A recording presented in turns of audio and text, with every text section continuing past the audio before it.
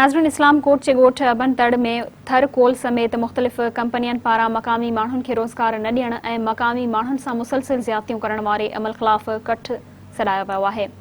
वधीक तफ़सीलनि लाइ ॾिसूं था रज़ाक बजीर जी हीअ रिपोर्ट।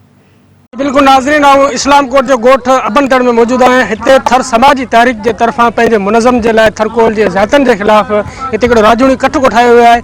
अचो त हिन राजूनी कठ में शरीक तमाम ॻोठ वासियुनि खां पाण मालूमात वठूं, उन्हनि खां हाल अहवाल वठूं त छा पिया चवनि था। हिकिड़ो लॻो त असां कयो, असांजे लाइ सभु सुख थिएसि, असांजे लाइ सुख कोई को आयो, असां तकलीफ़ है ॾाढी, पानी लपा साना मिले ना, छोकरा जो अंग्रेज में नौकरी को जुड़े को थी, बैठे बेरोजगार, बच्चा बेरोजगार बैठा, ॾाढो असां दुख है।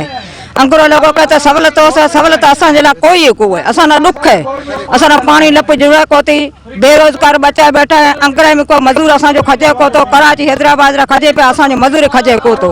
असांजो अॼु ॻोठ अबनतड़ में राजूनी कट थियो आहे। इन राजूनी कट जो मतिलबु इहो आहे त हितां जा जेके मिसकिन माण्हू आहिनि उन्हनि जो ज़मीनूं खसियूं वयूं, उन्हनि खे के बि बुनियादी सहूलियतूं न ॾिनियूं वयूं आहिनि ऐं उन्हनि जा जेके बि नौजवान आहिनि उन्हनि खे रोज़गार न लॻाया विया आहिनि।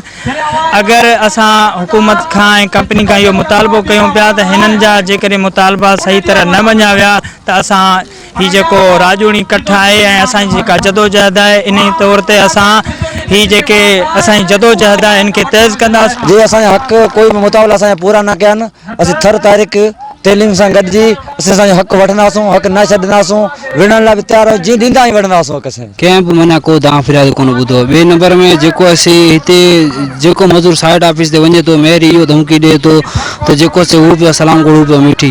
ॿिए नंबर में जेको बनियूं वरितियूं सभु जेको असीं भाउ खे पाण खे विड़ाए छॾियूं सभिनी खे। ॿिए नंबर में इन करे साईं जी वॾी महिरबानी जेको हिते असां वटि आयो, इन करे जो साईं जेको असां सां गॾु हूंदो, जे असांजा मुतालबा जे मञा त वाह, न मञा त इस्लामाबाद ताईं असीं साईं सां गॾु आहियूं। कैमरा टीम सां गॾु रज़ाक बजीर, BRN TV इस्लाम।